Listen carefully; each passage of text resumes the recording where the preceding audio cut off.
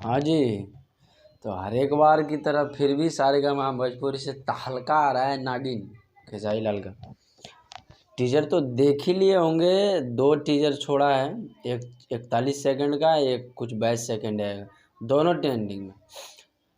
एक main teaser है, एक कुछ वैसे किया था, वो टीजर ही मान लो कुछ सेकंड 22 या 20 सेकंड का था, वो भी ट्रेंडिंग में 22 नंबर पे। ये जो किया है इधर, ये भी 9 नंबर पे आ गया है। ऐसे कोका कोला और नथुनिया के बाद ही ऐसे ही सॉन्ग है, ये भी कॉन्फ्रेंस किया जाएगा इसका।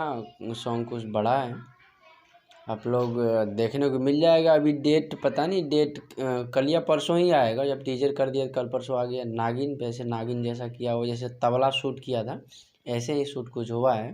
जब आएगा बढ़िया से देखने को मिल ही जाएगा। तो वेट है हम सबको। नागिन फिर एक तहलका लेके आ रहे हैं। मिलते हैं नागिन आने के बाद।